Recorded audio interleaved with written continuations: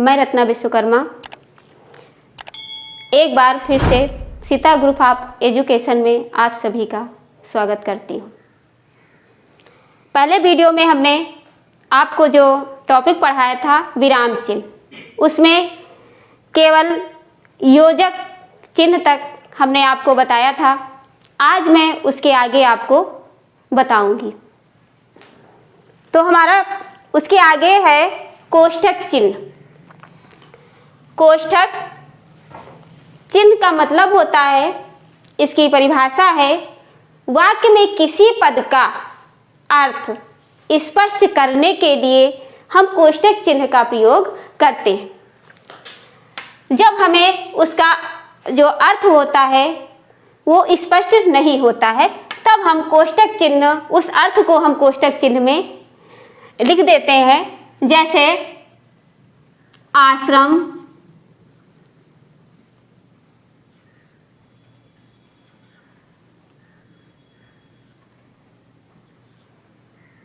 में ऋषि,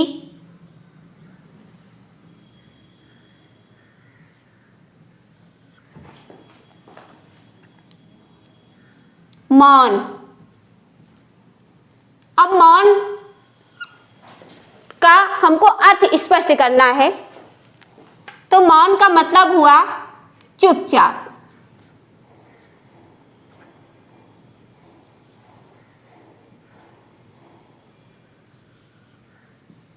बैठे हैं, बैठे थे।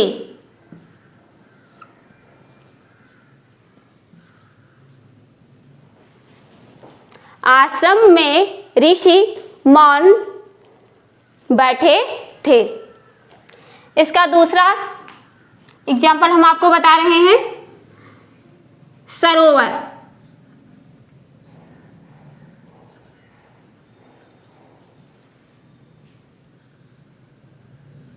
सरोवर, तो सरोवर का अर्थ होता है तालाब। तालाब।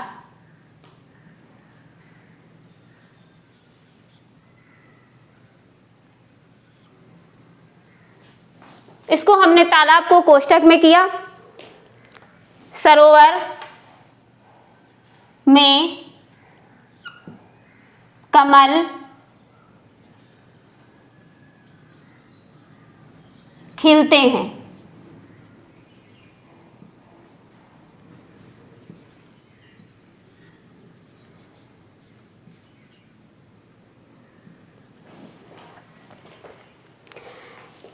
दूसरा है विवरण। इस चिन्ह का प्रयोग विवरण देने में किया जाता है। इस चिन्ह का प्रयोग विवरण देने में किया जाता है। किसी चीज का जैसे हमको विवरण देना है कि संज्ञा के 3 भेद होते हैं। संज्ञा के 3 भेद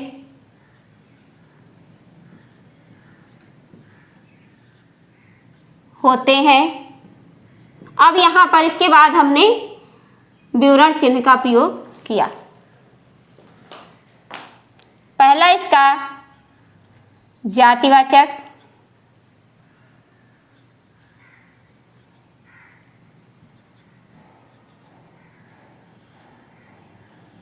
संज्ञा,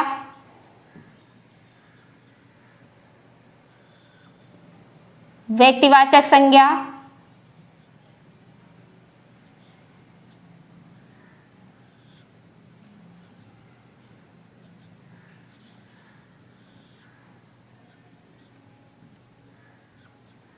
भाववाचक संज्ञा।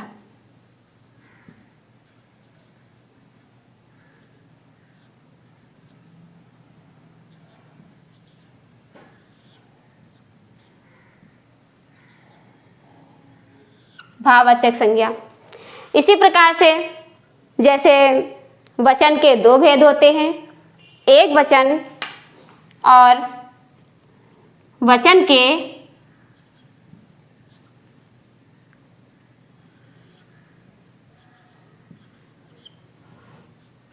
दो भेद होते हैं।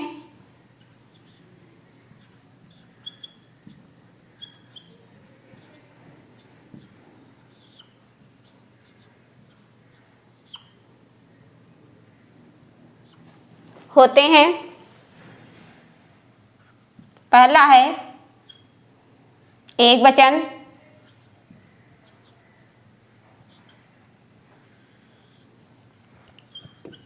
बहुवचन।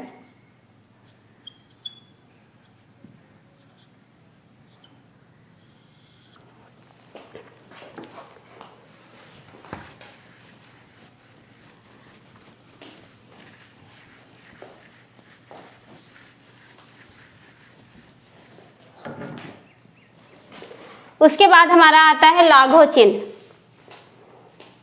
लाघव चिन्ह की परिभाषा हम आपको बता रहे हैं।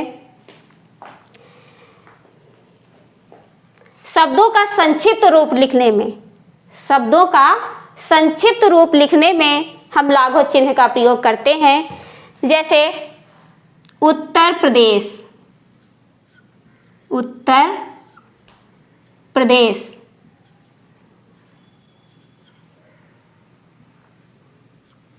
तो इसका संक्षिप्त रूप होता है उ, लाघव चिन्ह लगाया, प्र, लाघव चिन्ह।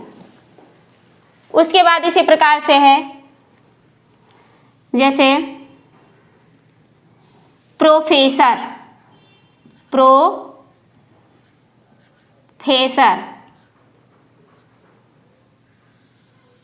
अब हमने लिख दिया यहां पर प्रो और लाघव चिन्ह लगा दिया। जैसे डॉक्टर,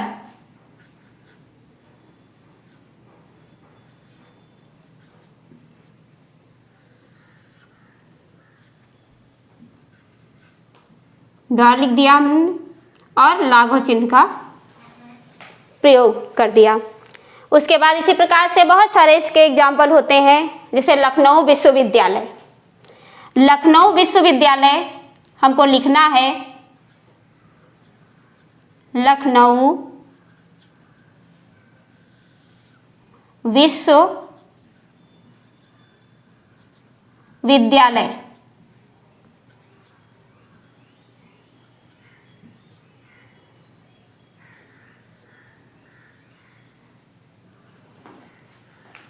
तो इसको हमने लिखा संक्षिप्त रूप में लाघव चिन्ह, विश्व, वि लाघव चिन्ह, विद्यालय लाघव चिन्ह वी। ये संक्षिप्त रूप लखनऊ विश्वविद्यालय का हुआ ला वी। उसके बाद हम आते हैं त्रुटिबोधक। बच्चों, ये जो हमारा चिन्ह है त्रुटिबोधक, इसका उपयोग हम लोग के लिए बहुत ज़रूरी होता है और इसमें हम लोग बहुत ज़्यादा त्रुटियां करते हैं। इसको हम हंस पद भी कहते हैं।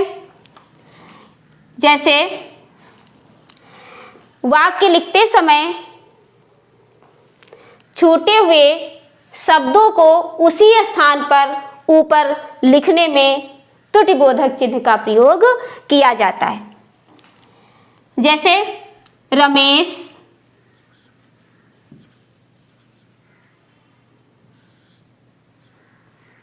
परीक्षा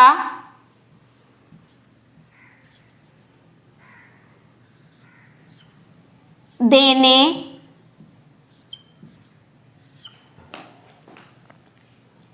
के लिए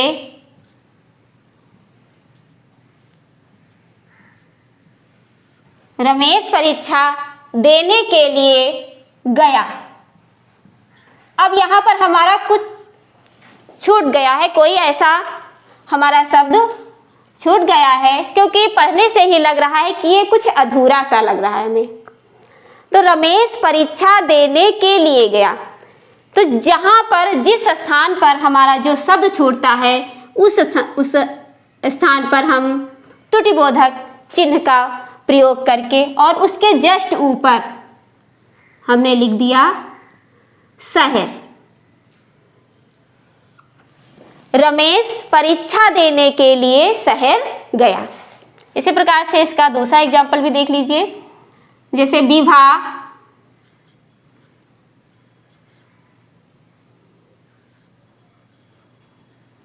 के लिए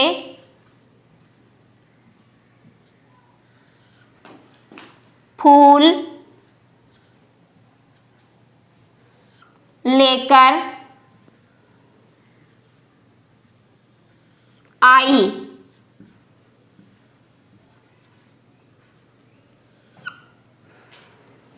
विभा के लिए फूल लेकर आई। अब यहाँ हमारा ये पढ़ने से ही हमको अधूरा लग रहा है, तो विभा, अब विभा के बाद हमारा यहाँ पर शब्द छूट गया है, तो यहाँ पर हमने त्रुटिबोधक का निशान लगाया और उसके ऊपर लिख दिया पूजा। कंप्लीट हो गया। क्योंकि जब बीच में कोई भी शब्द छूट जाता है तो जगह नहीं, क्योंकि वो हमारे संज्ञान में ही नहीं रहता कि हमारा कोई शब्द इसमें छूट गया है। लेकिन जब हम उसको पढ़ते हैं तब हमें महसूस होता है कि यहाँ पर हमारा कुछ छूट गया है, तो अब उसको लिखने के लिए बीच की जो जगह होती है उस पर हम त्रुटिबोधक चिन्ह का प्रयोग करके और जस्ट उसके ऊपर हम उस शब्द को लिख देते हैं। तो विभा पूजा के लिए फूल लेकर आई। उसके बाद हमारा है समाप्ति सूचक चिन्ह। इस चिन्ह का प्रयोग निबंध, कविता, पुस्तक आदि के समाप्त होने पर अंतिम पंक्ति के नीचे समाप्ति सूचक चिन्ह का प्रयोग करते हैं। उदाहरण में जैसे हमने लिखा, एक हमारी कहानी लिखी गई, कहानी हमने लिखी, जब हमारी कहानी वहाँ पर समाप्त होती है तब उसके नीचे हम इस चिन्ह का प्रयोग करते। लेकिन हम सभी को इसके बारे में जानकारी नहीं होती है, लेकिन हम इस चिन्ह का प्रयोग कर देते हैं। लेकिन ये नहीं हम जानते हैं कि इसको इंग्लिश में दी एंड भी कहते हैं, क्योंकि और इसको इस प्रकार से भी हम लगाते हैं, ऐसे भी कहीं कहीं। ये हमारा है समाप्ति सूचक। चाहे हमारी पुस्तक हो, चाहे निबंध हो या कोई कविता हो, जब वो समाप्त हो जाती है तो उसकी अंतिम पंक्ति के नीचे इस समाप्ति सूचक चिन्ह का प्रयोग करते हैं। उसके बाद समानता सूचक चिन्ह।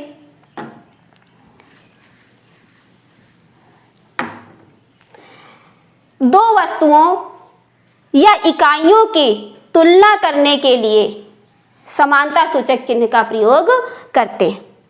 समानता का मतलब होता है बराबर। जैसे 1 किलोमीटर बराबर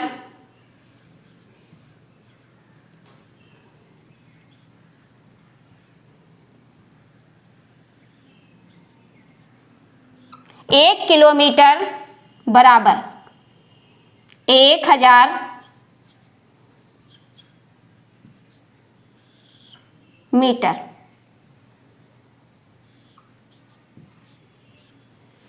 1 किलोमीटर बराबर 1000 मीटर। इसी प्रकार से 1 घंटा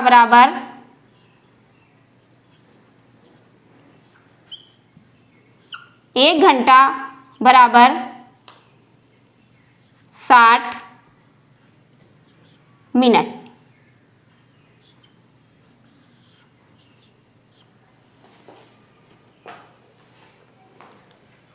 तो इस प्रकार से हमने कोष्टक चिन्ह से लेके समानता सूचक चिन्ह के बारे में आप सभी को बताया, और मैं आशा करती हूँ कि आपको समझ में भी आया होगा। इसके बाद मैं आपको अगले वीडियो में फिर मिलूंगी। तब तक के लिए धन्यवाद।